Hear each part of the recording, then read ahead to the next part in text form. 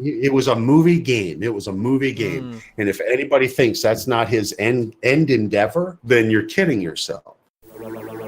It's quite complicated to get working. I know there was a fair amount of skepticism out there. You really gotta earn the belief. The game wasn't built. The game wasn't built. Haven't had an opportunity to work on them, but they are in the works. Refactor them, change things out, retrofit it, refactor them, refactor them. People program things. This is bullshit. This is your virtual captain speaking. I'm sitting here today with Dapper Don. We've got probably a shorter episode for you here today. Couldn't quite get as many guests as we were intending, but that's fine. I know so little about game development that I'm working on a game jam, and I got to get back to that. So that's the reason for a short episode here today. But, Dapper Don, what's going on? How you doing?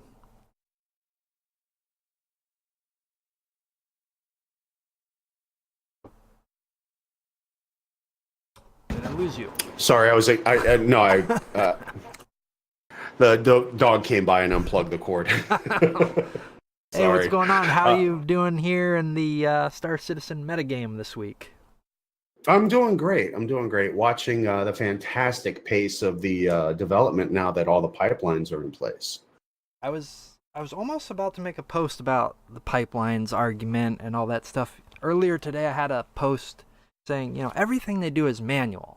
They set up, I don't know how many quest givers there are, but they apparently have a tweet about, making a new quest giver. And it's all this very manual process when you think your 100-star system game kind of requires a more automated, generation approach instead of trying to manually place, 1,000 different quest givers.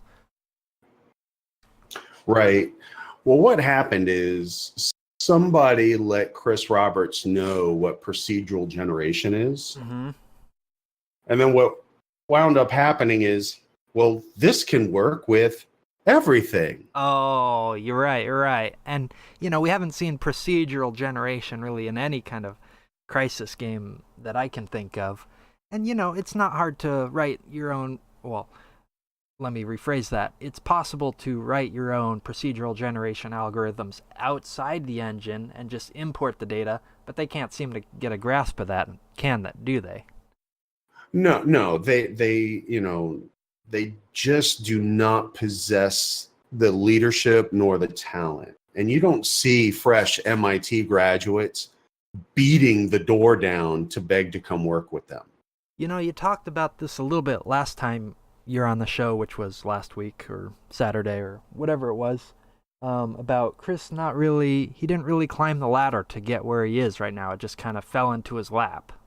Do you think that has anything to do with it? I mean, I've been thinking about that a lot. He doesn't really have a proven track record of, obviously you can say, we made this, that, and the other game, or led freelancer development for X years, but really none of that was deserved or proven experience. No, not at all. Chris got lucky with Star Citizen.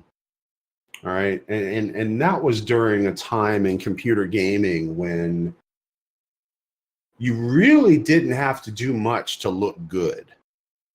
You just needed more than a shoestring budget. As I stated before, the highest position he ever achieved was an art director. Mm-hmm. Okay. Those are dimes a dozen. All right. And at no time are they creative. All they are is the machination to say yay or nay. Oh, it's just like middle management of here's a bunch of artists, make sure what they're doing is coherent. Exactly. Before I hand this to my SVP, I need to make sure that I'm picking the creme de la creme of what I think that person is going to want. That's all they are. They are the person at Applebee's that sprays on the liquid smoke onto the hot plate before they bring your double fajita to the table. That is all they are. They are the expediter. At no time are they sitting behind that Wacom tablet or programming these lines of code. No, he is the person that says this is a prettier shade of blue than that one. Send that one back. That's it. We've heard quite a few stories of the alleged micromanagement style. What's your thoughts on those? I mean, to me, it seems. I think there's definitely been some confirmation. I mean, I see those as evidence more than hearsay. What's your take? I agree completely. You see, by the runaway success of the financial amount of this project to date, stemming from a Kickstarter, no one had anticipated. Nobody, not even him. Yeah, I was looking for a video before we started the podcast here, and I was kept running into this Spectrum advertisement that he did for whoever runs that company, and he said, "Yes, that would Bright House." The actual words out of his mouth was, "It kind of blew up," as far as the crowdfunding. Well, so he was not expecting part about that. No, but here is the fun part, and this is by virtue of who Chris Roberts is. He is going to look at any deal that is beneficial as by virtue of him being involved in the project and its success. So, as you know, with regards to that business deal, the vast king's ransom that he's raked in so far and squandered, the main thing that you really want to take into perspective is, by virtue of this vast fortune that he's been given, he feels that it is his. Oh, all of it is his. Right. He thinks that this is all earned income, whereas we, on the forums, we see this more of as an IOU. Pledge. Yes, it's a pledge. You're believing in his vision. So it's all kind of borrowed debt in a way that hasn't been repaid to the customer. And Chris Roberts is sitting on the other end of that transaction going, they are giving this money in devotion to me, by virtue of me and what I told them I am going to create. At no time did that man ever sit and think, I have the technical expertise to execute this vision. The entire time, because look at the beginning of all the failures that they've had. And the reason why is Chris Roberts felt confident in the same way that he was able to contract out his tech demo for his Kickstarter to Crytek. Mm-hmm. The first thing he did is he started hiring companies like Ilphonic and the Imaginarium Studios. He started doing all of this just subcontracting everything out. He was fancying himself as just being the project manager and movie director, and by virtue, he was going to seam all of this together on the director's cutting room floor. Yeah, it's quite insane in retrospect of all these I don't know if you should call them partnerships, but like subcontracting that is quite. Where was I going? Sorry. That's it's okay. Quite revealing that all of these deals kind of didn't really stitch together as easily as he thought. And that's a theme that we've seen in the past where he seems to have this idea that, it'll be easy. Just, throw some procedural generation in there and boop, boop, bop. Got a big old game here. No, not so easy now, is it? No, well, here's the thing. He clutched onto that real quick because of that concept. But his mindset even predates the procedural generation technology. The hubris that he has demonstrated throughout this project has been the entire spectacle, not the technological failure of what he sold, but his hubris has been the true spectacle here. how he can look into the faces and into the eyes and into the camera that is facing all of the people that have given him this vast wealth to create this product. How he can sit there and look at them and tell them all of this is coming in more, and it's going to be soon, and it's going to be right around the corner. And then when that corner never happened, then all of a sudden he started getting resentful to the people that were holding his feet to the fire. Yeah, I've done quite a fair bit of reviewing those old 10 for the Chairman videos, and it's incredible the amount of things that he talks about, this is coming, this will be easy, this'll, he writes it off very he figured haphazardly. And yes, because he as the executive, he felt that all he had to do by virtue of saying, well, I need a professional that can do this or a professional that can do that, and I can corral them all together, I should be able to put this out with no problem. Well, the thing is, you don't get to tout we're inventing new technology on the foundation of a dated engine, even at that time, that's not handled or suited for this. But what we're going to do is we're going to take the pretty part of this engine and we're going to build this monolith from its infrastructure. Is laughably ignorant. Yeah, I mean, but it's go ahead. That goes back to the point of we were talking about. He's really not qualified to lead a project of this size or this style. I mean, basically, he pitched an MMO, as far as I can tell, and that that's exactly what. That takes a very high degree of technical know-how, and it seems like he's just got every single step wrong here from the get-go. Well, I'm waiting to be proven wrong on this. I'm waiting 6 years here. Can't. You won't.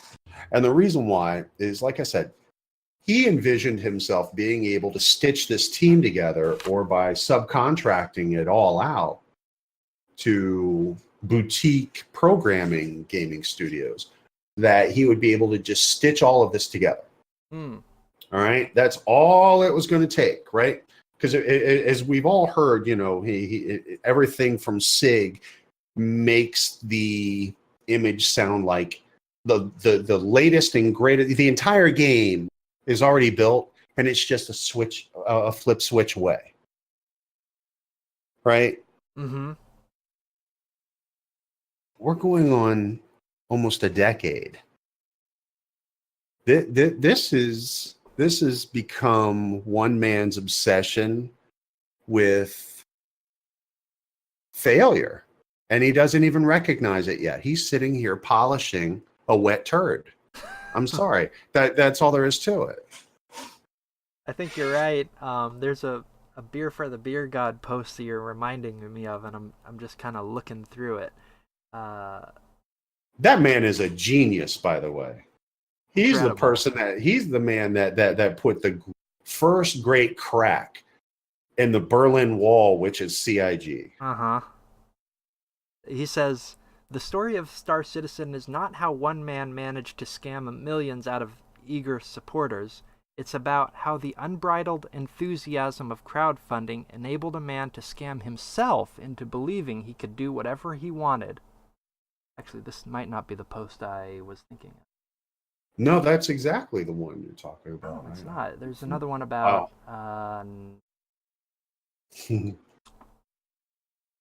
it's close.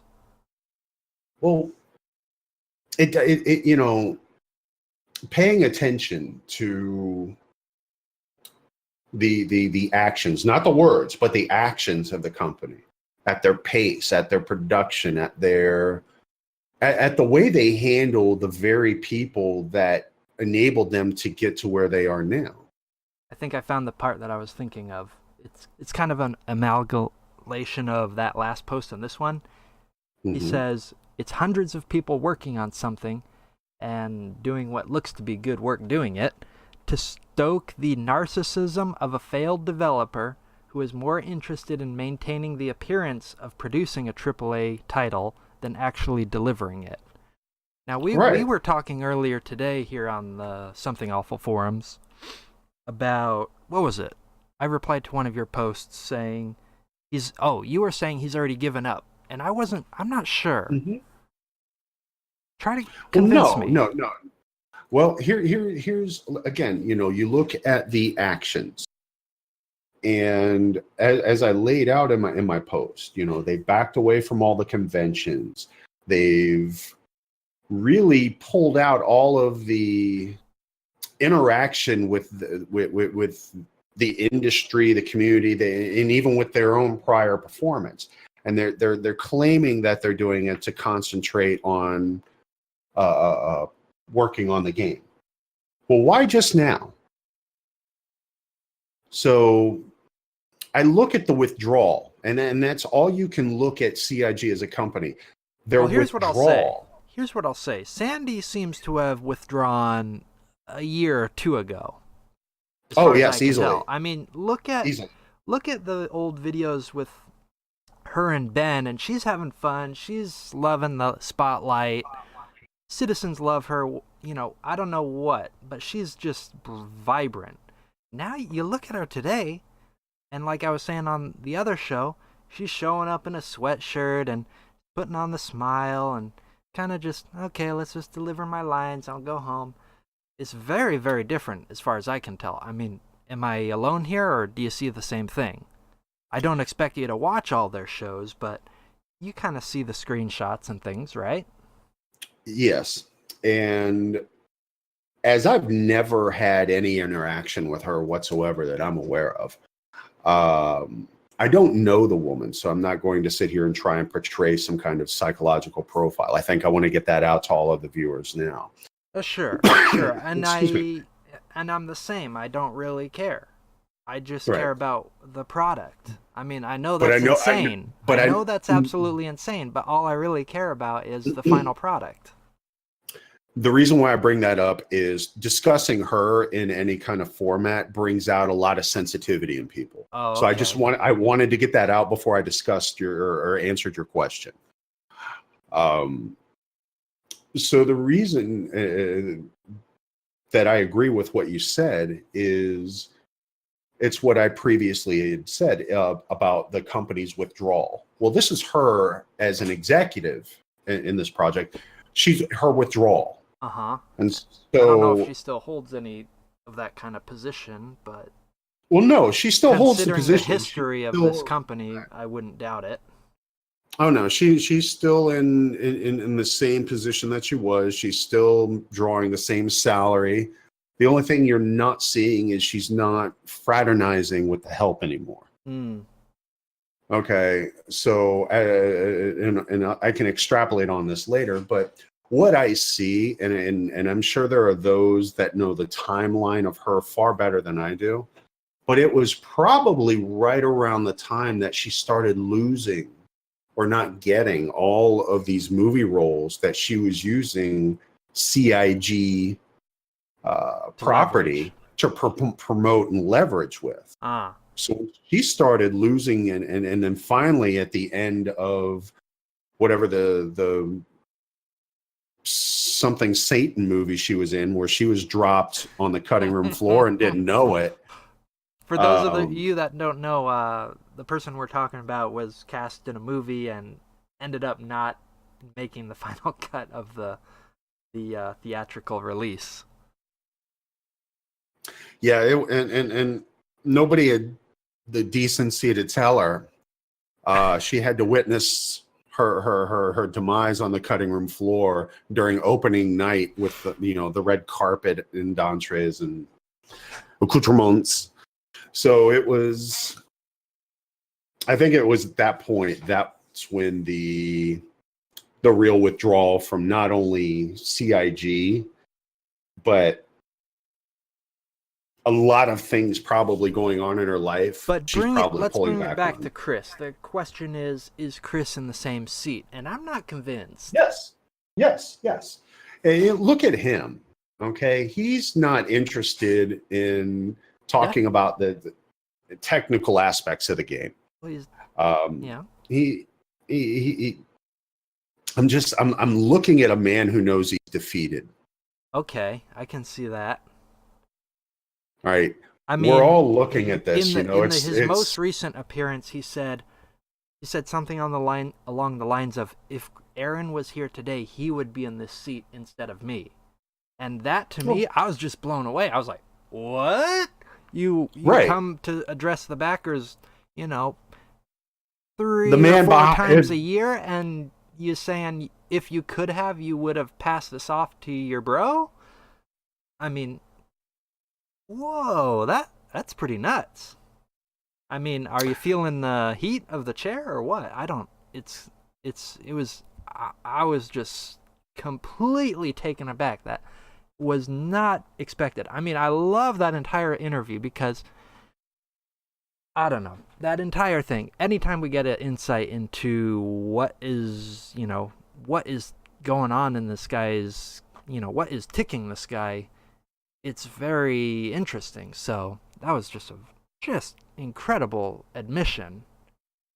Oh, yeah. So it was the man behind the curtain sticking his head out and asking them, could they just be quiet? Yeah, and we've seen a few times where he's kind of annoyed with backers and this, that, or the other way. Well, of course, when you're only going to, your face can only handle so much egg. There's only so much crow you can eat. You can only stick your feet in your mouth so many times. I mean, it's just, at the end of the day, it's just horrible. And you just don't want to get out of bed. Well, if he wants that money to keep rolling in, because you know what? Those Porsche payments, they don't stop. Why, I think his conscience is not completely gone. There's something eating at him a bit. No. The only thing that's eating at him is now he looks like an incompetent. At no point, see, this is the problem. Okay. Everybody needs to get out of their system. Is this man knows what he's doing? He knows he sold everybody a product he did not create. He could not begin to construct, let alone deliver. And he was relying on using other people's money to take that gamble that he could assemble a team to do that. He felt that technology had gotten to a point where he could just point and click his way out of this. Hubris is the word of the day. Hubris.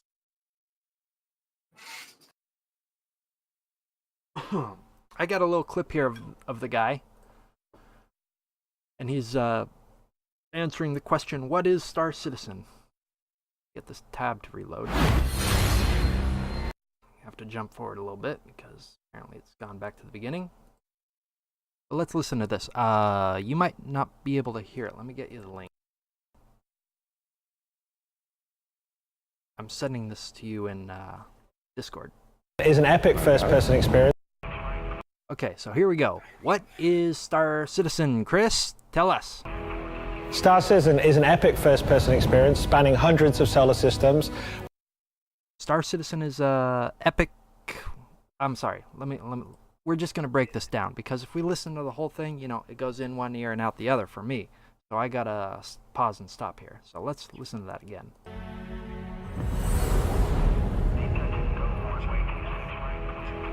Star Citizen is an epic first-person experience. Star Citizen is an epic first-person experience. Dapper, do you agree or disagree? I mean, it is first-person. Is it epic? No. No. I would say no. Not epic. Spanning hundreds of solar systems. Spanning hundreds of solar systems. So he's saying Star Citizen is spanning hundreds of solar systems. Is that true, Dapper? No. No, it's not. I mean, he does this often where you shift from present to future tense, and we've noticed this quite a lot. So, okay, we can forgive you a little bit. You're talking about what it will be in the future. Okay. Systems where players can fly highly detailed spaceships. Players can fly highly detailed spaceships. I will grant him that. I mean, these things are detailed. I would argue that is completely cart before the horse, but it is true in this case. Let's see if we can get through the rest of this video. Battle on foot through massive space stations. They battle on foot through space stations. I think he said massive space stations. Oh, no.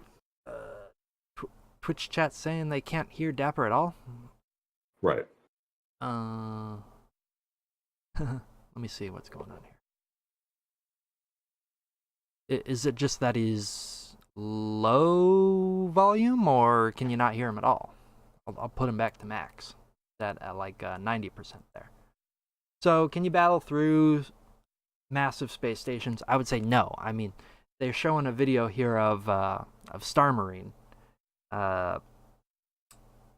which to me is a completely different. It's just this little tag-along mini game as far as I'm concerned. Explore life-size planets To me, Star and Marine discover is, adventure in an ever-expanding and changing... It's about as generic. I would call that almost an out-of-the-carton, like, freebie game model that came with the CryEngine. There is nothing... my favorite part, straight from Chris Roberts' mouth, was it was going to be more lethal than COD. Yeah. All right? COD is, call it what you want, but lethal is what it excels in. Let me mess with the audio settings here. It sounds like...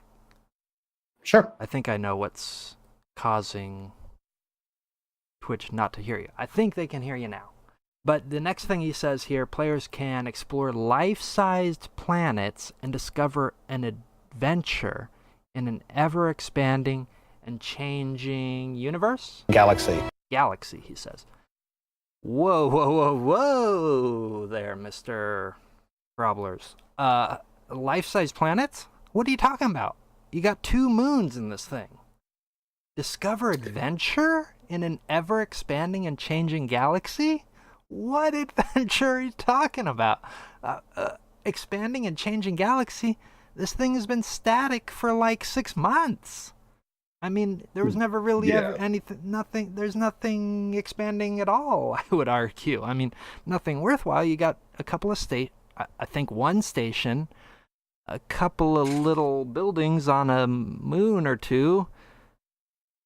This is a little bit, I think that's it. I think that's it for that video, but my goodness, isn't that a nice thing to think your game is? How does he do this week after week? I mean, I'll tell you why. Because as long as people are sending cash money in, it's a good day. So all of that being said, everything you said is dead accurate. And the reason why is that it doesn't take anything but the most casual of observations to see that he's failed on all fronts. Every single one. There's not a single imposed timeline that he has ever given. Whereas, not that he's missed it by a smidge or a fraction. He's missed them by years. Had there been a board assigned to this project, or there would have been shareholders, he would have been shown the door so long ago. This man has a constant... If there's one thing consistent about Chris Roberts, and that is his ability to do this over and over and over again. And people keep giving him the benefit of the doubt like he's some kind of prodigal genius. He is not. Right. He got lucky once, and he has ridden this thing like there is no tomorrow. The wheels have just about fallen off of this wagon by now, and he hasn't delivered. I'm not too familiar with the financial success of, the games after his big hit, but casual searching seems to indicate that they might not have turned a profit. I don't know if that's true or not, and I don't really care. I only really care about Star Citizen, and the POS first-person mode they are selling alongside that, Squadron 42. So, yeah, I spend a lot of time in the past, but only in Star Citizen's past. I don't go that far back. Okay, I'm so glad you brought that up. And here's the reason why. Is because the 2 games are intertwined, yet they want to sell them separately. And here's why that's laughable. is because Squadron 42 is dependent on Star Citizen's technology. That seems clear to me, but you get in arguments with the what's the word we use for them? Citizens or believers, the faithful. They they don't see it that way sometimes. Often, I'm not interested in what they're seeing. That's just sure, it. I mean, their opinion is worthless to me. What I'm focusing on is this is straight from CIG's literature. It's from Chris Roberts' mouth. Okay. All right. There is no other fountain of truth than this. Squadron 42 is dependent on Star Citizen's technology and advancements. This is what they have spouted ad nauseum since the beginning of this. They showed this vertical slice of Squadron 42 here recently. No, they didn't. And it was almost indistinguishable to me from like some kind of elaborate Star Citizen level. So yeah, all the technology, the code seems to be shared. No, here's I want to go because you broke off on a different side, but I do want to get back to that. And the reason why is Star Citizen is the technological test bed of Squadron 42, correct? Yeah, I think they're saying that we're going to manage ship balance and testing in the. Oh no! I'm just talking about the basic tenet of Star Citizen. It owes its technology to the creation of Squadron 42. That is what we've been waiting on this whole time. That is the very first shield they used to defend themselves on where Squadron 42. So you're telling me in all of these interviews with all of the programmers and all the developers and all the engineers that for almost 5 years now have been saying they're working on the tools to start programming the systems they need to make the game. Do you not hear the technological debt and distance of what that one sentence just says? All right. What I mean to expand on that is they can't, with Star Citizen alone, they can't deliver even something as simple as what is in 3.0. Mm-hmm. So how can you have a script, let alone a game, already done, and then no spoilers and all that, not a single stitch, not a anything, when they can't even get anything right in Star Citizen?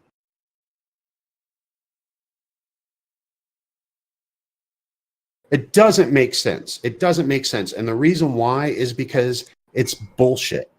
I hate to use that language in the live stream, but it's a lie. It is a lie. And that what they're calling a vertical slice was in no way, shape, or form what you would consider a vertical slice. It was another tech demo, the same way that he showed off 3.0 in 2016 and didn't deliver. That was 45 minutes of just boring nonsense. It was like he turned his Star Citizen engine into Gary's mod and he made this stupid video. That's all I saw. There was nothing. I saw about 5 minutes of Starship battle there. Otherwise, it was just kind of wander from this cutscene to that cutscene to. Exactly. He was directing a movie. Fight. Oh, yeah, he was trying. It was a movie game. It was a movie game. And if anybody thinks that's not his end endeavor, that's his creative baby, then you're kidding yourself. But he knows. That's why I say he knows he can't deliver on any of this. Now, here in Twitch chat, we're playing that video you recommended, the Star Citizen 2016 Gamescom Live Alpha 3.0 demo. And I'm sure if I turned on the audio, nerds would be going nuts here because they're doing the Holy Grail, the from space fly down onto a planet. This video is from 2016, and it's I'd have to watch the whole thing. I'd have to watch it closely to see what's different between now and here in late 2017 going into 2018, where got 3.0, or backers are playing 3.0, and they can kind of land on moons and things if your machine can handle the game, as it were. Well, that's just it, and that is a tangent laughability all to itself on the absurdity of the kind of hardware that the average gamer needs to possess just to run this thing beyond slideshow simulator. Now, I have some parts of this I have reviewed more recently. There's a lot of atmospheric effects going on here, and if you compare that to what people are playing today, it looks quite a bit different. Right. The question has to be asked, and if you look, okay, let me hold on to that thought.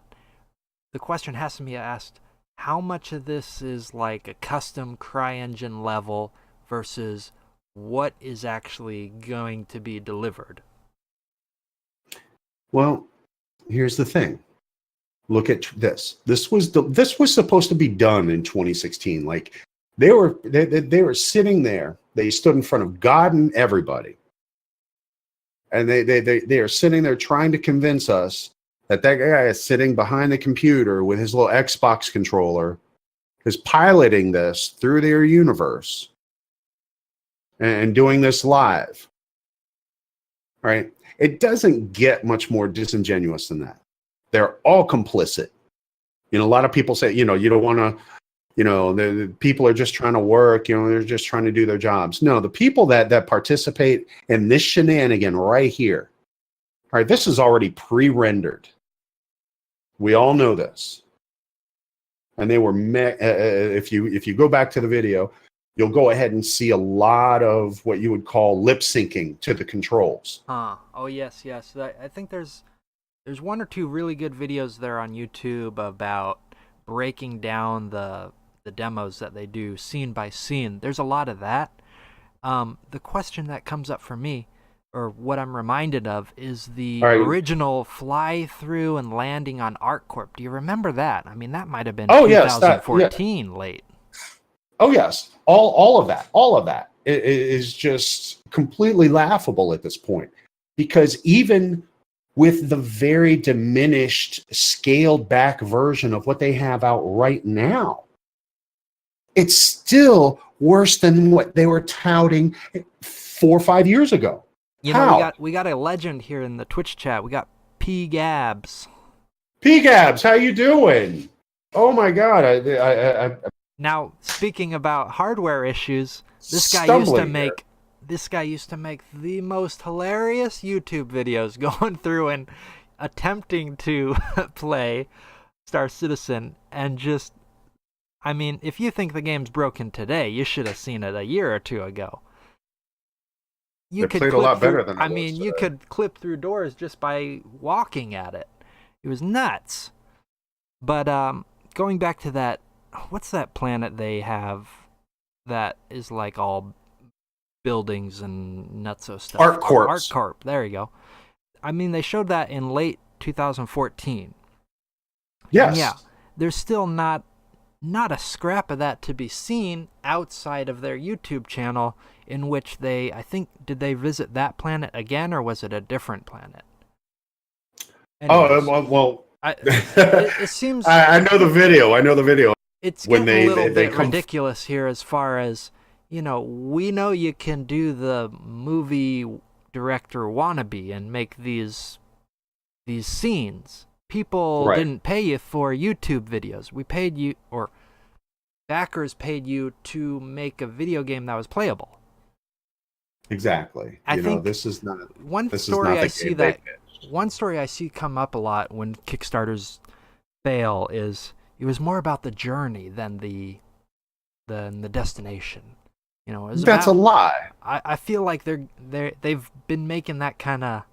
I wouldn't be surprised to see those exact words come out of their mouth at some point. Well, no, you know what? Go ask one of those people that lost their fortune in the .com bubble. Okay, go ask one of those people. Was it worth the fucking ride? No, this is not worth the ride. It is not worth the ride. There is no ride. They spend more time creating these ridiculous weekly shows ad nauseum. If they put a fraction of that towards the game, they'd probably be there by then. Yeah, I mean, we touched on this last week. How much planning and time goes into these videos every week? Now, granted, they seem to be getting a little more lax. Mr. Disco Lando just kind of gets on camera there and does them. But yep. if you watch those carefully and listen to his words, he's saying, "Oh, we recorded this last week, and it's been in the producer's, video editor for a week." What's going on here? This is nuts. Again, you guys got 1,000 videos on YouTube. How many hours are going in this? If it falls back to what I said before about company withdrawal, they're losing enthusiasm. Okay. This lawsuit is the death stroke between their inability to even come close to even the smallest fraction of what they pitched and sold and took in money on promising people. Like I said, go to Star Citizen Tracker. All right, okay. The math doesn't lie. The math does not lie. For any listeners out there, this is a website that I helped start. I try not to get too involved these days, but I am the only person who can move the Google Sheet to the actual website. So my involvement is required because nobody else can seem to, muster up the learning ability to do this stuff. But what were you saying about this tracker? Yeah, you go to the tracker. Okay. And the math doesn't lie. Look at these horrible percent completion rates. We got here 17% on the completion. All right, now do the math. Now I'm 2011 until now. Well, I don't want to play that game because you'll get a year like 2058 or something.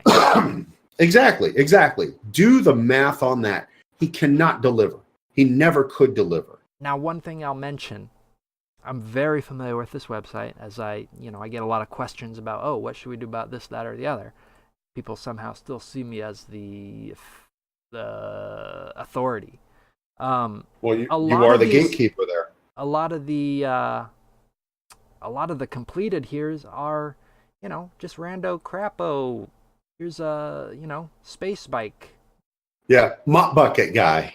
I mean, audio cues for missile locking. What? This is nothing. This is like one line of code. Third-person camera. It's built into CryEngine as far as I'm concerned. Right. Bug tracking feedback system. I mean, this is just a freebie. Yeah, they get no accolades. They get no pat on the back for doing bare minimum. Oh, okay. From some of the insane backers they do. I mean, I saw a post here earlier this week.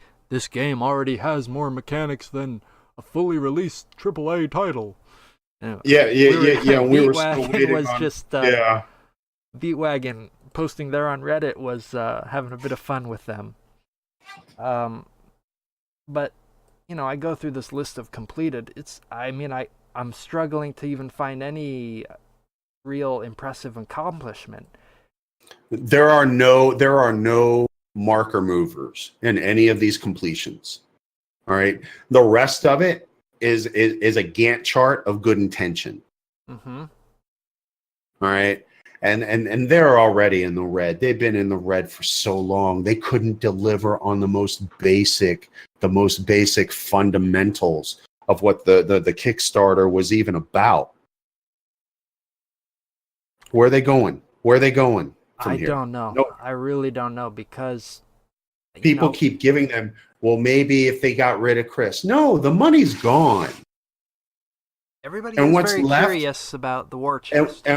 And what's left, it doesn't matter. What's left, Skadden is going to make sure that they gut them for it. It's going to look like the Red Wedding up in that courtroom. I don't doubt it. The law firm they're using, Skadden, is You're not using them got unless... a pretty good track record.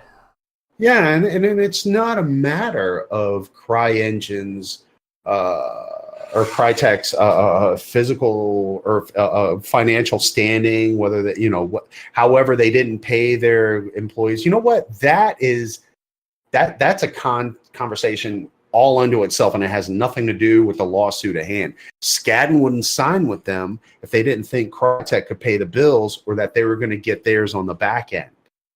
When you peel $500 million off of Mark Zuckerberg's ass, right? You know what you're doing. They didn't. They don't. Okay, well, for listeners not aware, Skadden is the law firm that sued Facebook over, was it Oculus Rift, something or another? Yep. Okay. Yep. So yeah, Facebook, as probably a lot of people know, they can afford a pretty good lawyer, and in this case, they weren't able to pull through. All right, let's see what else. What else do we have here on the agenda?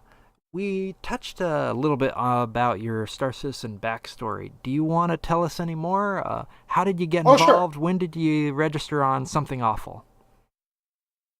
Well, I bought my package a couple of years ago, almost 3, and so not during the Kickstarter. No. I was not a Kickstarter. I mean, before I went ahead and bought the actual package, I had taken all that info into consideration when I did my research on the game. And it was one of those things to where, I mean, at the end of the day, it's a video. I'm not spending all kinds of time or thought on it.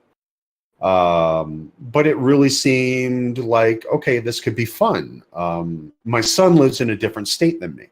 And so a lot of times when, we're not able to be together, a lot of times we'll play games together online. And I thought this would be kind of cool. We could kind of do the whole, Robinson family Lost in Space kind of gimmick. I thought it would be kind of cool. So I bought my starter package, and the very first thing I experienced was just how fundamentally broken everything was. All right. But I'm not hanging them by that because, okay, I understand alpha. I understand all of the things that they were saying on the website, that it's a work in progress, yada, yada, yada. Okay, I get that. But basic fundamentals like draw distances, boundaries, things of that nature, collision, none of that was really present in anything that you would consider like a fundamental or a foundationally solid piece of code. But anyway, I digress.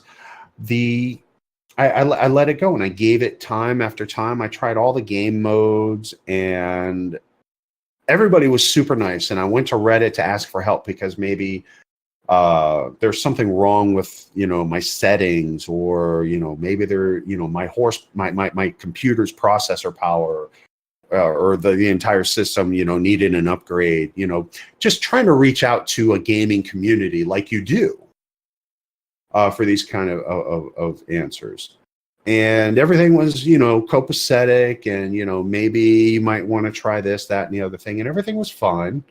In fact, I think I had, at one point, I had a half-assed decent gaming session. And I posted that, and the official Star Citizen Twitter retweeted that. Oh, wow. And so, yeah, it was one of those, it's going to be cool. Well, then I started that, I think it was after one of the updates. I can't remember which one it was, but the game just started getting really choppy, really broken, really janky. And it was like, okay, after all of the shiny wore off, right? You start asking, like, why is this? Why is that? Well, I think I had made, after a few posts, because just using sound logic, like, no, wait, how does this make sense? If you're saying this is alpha and that's the reason, well, then why is there this concentration on polish?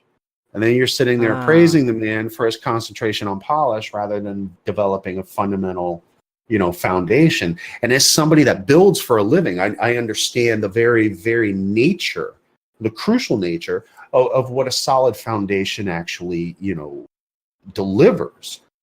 And it didn't seem like that was it. It just seemed like they polished everything up front and to make it pretty, and so you can sell it and it looks great.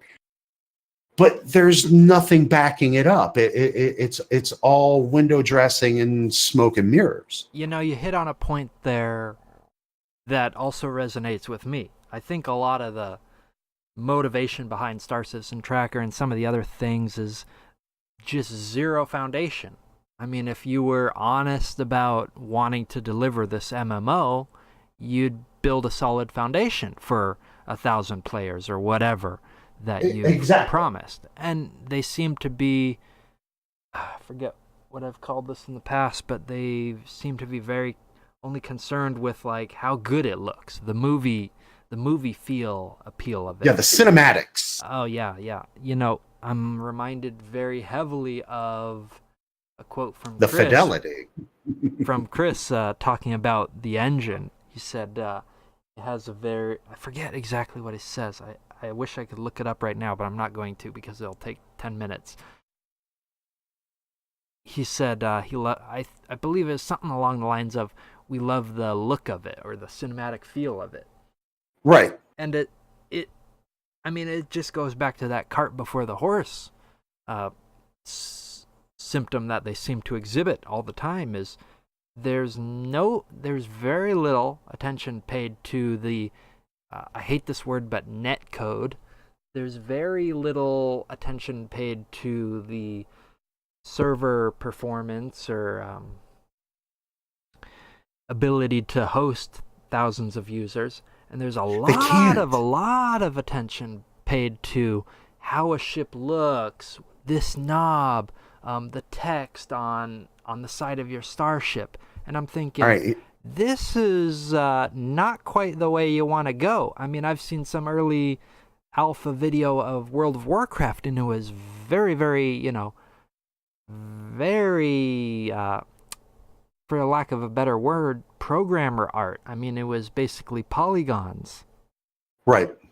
Well, here's the thing. That is all part of misdirection in sales and marketing. Uh-huh. And it has everything to do with showing you just how shiny and detailed and subsystem these ships really are, right? Here is your super hopped up supercar Bugatti, your super awesome stitched leather, and all of this is misdirection.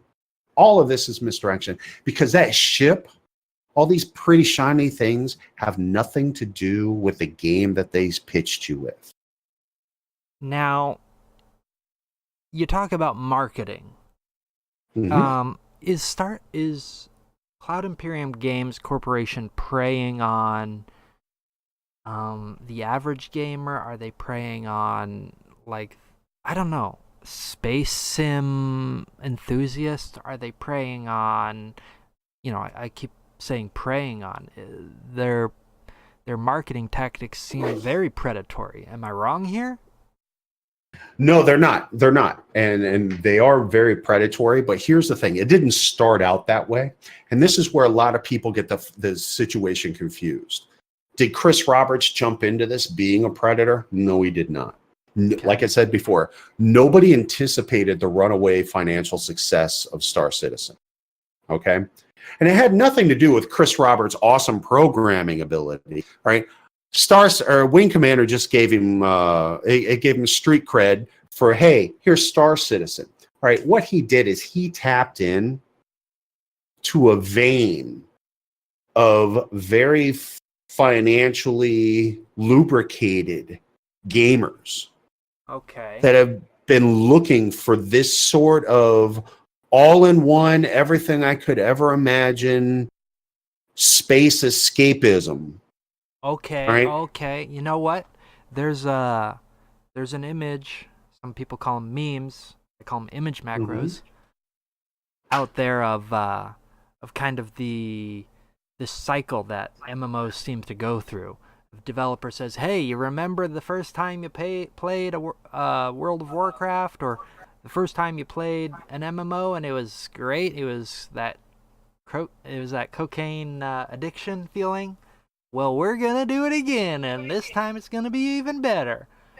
And a lot of these games cater to the fantasy, like World of Warcraft, sword and shield and spells and magic aspect. Right. We haven't seen an MMO catering to the, realism science fiction crowd, except for maybe, I don't know.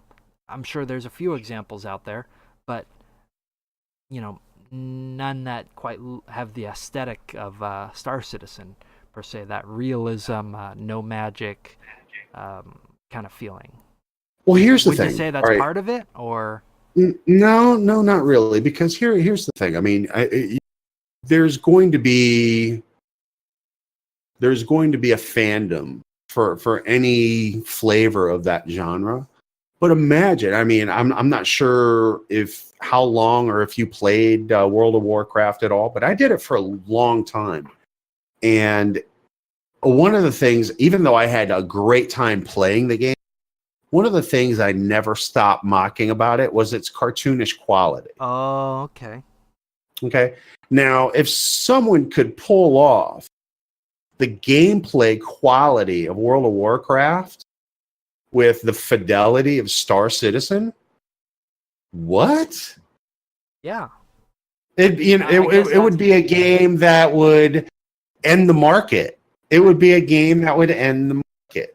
And vice versa. All right, replace your druid here with a starship, or with a superhero, or with a robot. Pick whatever it's going to be, but you offer that kind of gameplay fun with those kind of graphics, and with a larger non-instance based player group per server.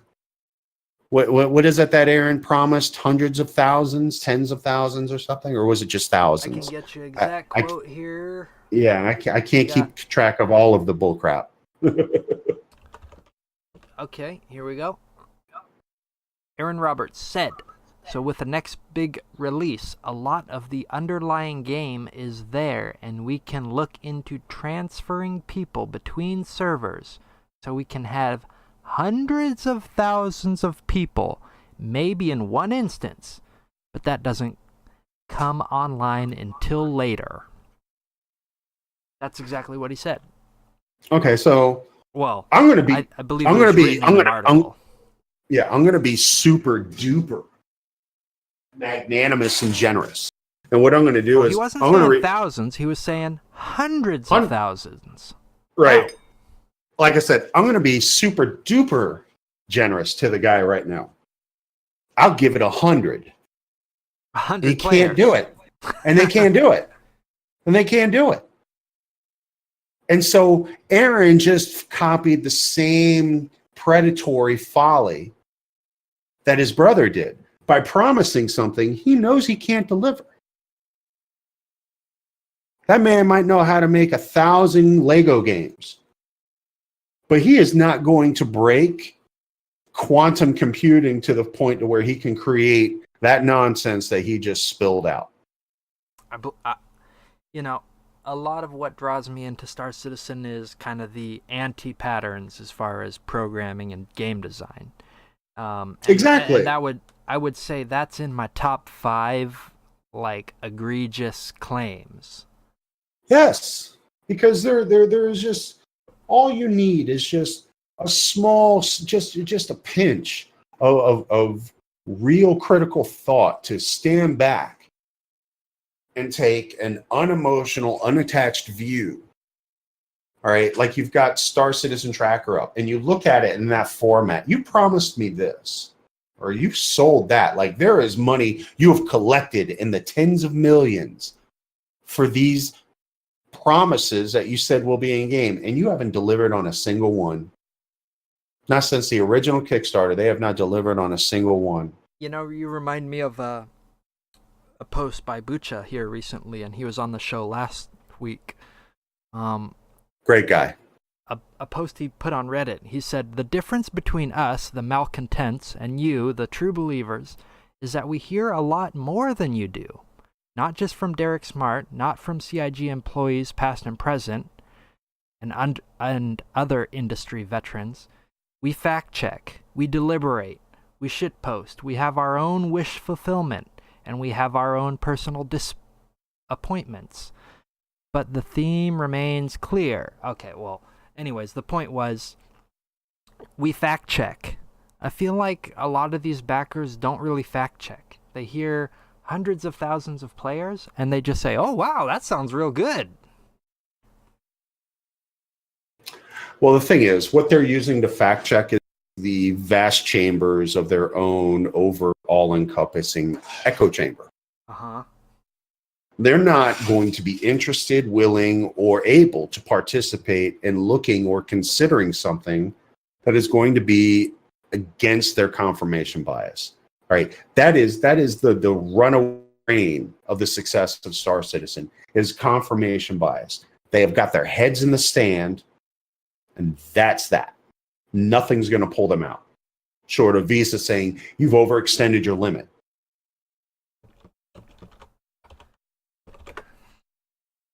Just type into Twitch chat. They seem to have quieted down here in the last 20 minutes or so. What's going on, guys? I'm reading what you're saying. Let's see what else we got here as far as topics. I'd like to go back to Squadron 42, if you don't mind. Sure, what's up? Well, so remember, Chris came in and flopped down this gigantic, huge, it looked like a bill from DC. Thousands and thousands of pages of just, here's the script of Star Citizen. Okay. Or Squadron 42, excuse me. And you know, as a small tangent, this topic came up at the Britison Con, where it was taken as fact. Those pages were not blank. It was all written there. The script is totally done. Yet they keep Dave Haddock, their lead writer, on the paycheck full time. What is he writing? I don't get it. Well, I'll tell you. I'll tell you. He's not writing the Star Citizen novella. They sold it in 2013 or something. Still not published. Not even not even a byline. Go ahead. Sorry. Here's why. Here's why. And this is the misdirection. I love that you brought this back to me. This is the misdirection. So they've got their writer on staff because Squadron 42 never existed. I don't care. Ben said he played all of it years ago. Right? Now you Ben Lesnick, if you're listening, you're a liar, buddy. You're a liar through and through, and there's nothing you can say otherwise. Anyway, we've on this podcast, thrown messages out to Chris, and I think that's it. But I haven't thought at all about what I'd say to Ben. I mean, very interesting story. Oh, he's human garbage. There's nothing to say to Ben. He's human garbage. All right. He is Chris Roberts' do-boy. End of discussion. Okay. So the point that I'm trying to get to is this is the misdirection.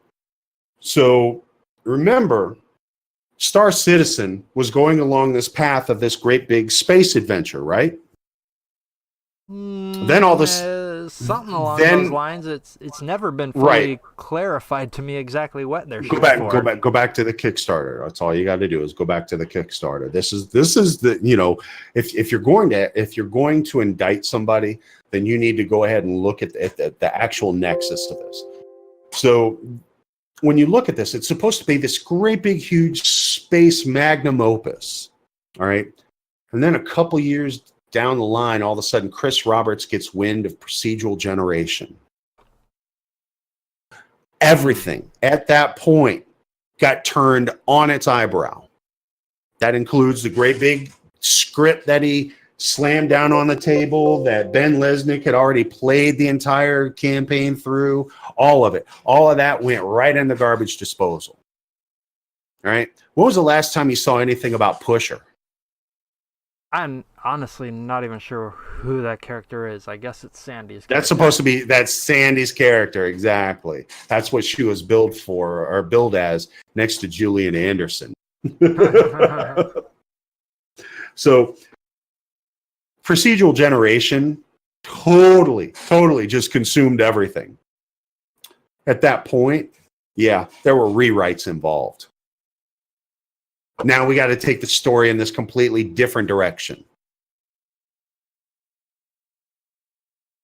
Because we need this technology to make Squadron 42. How or to what end, I have no. But this is what that man has said right out of his mouth. And if you can't hold the CEO of a given company to what he says, then it's the duty of all of the officers involved in that company to get rid of that CEO. We're going to call it here for the end of this episode. We can do another one if you like. I need a bathroom break. And sounds great. Go ahead and give me your outro. Well, I will say that I enjoy the show. I enjoy the tremendously hilarious ride that Star Citizen has been. But most of all, I love all my brothers and sisters on Something Awful. Without you, none of us would be able to really make fun of them to this depth and to this level of detail. This is your virtual captain speaking. Please sit back and relax as we come in for a landing here. On the ARGcast, we're probably going to go into another episode, but who knows? Thanks so much for listening. I'll see you next time.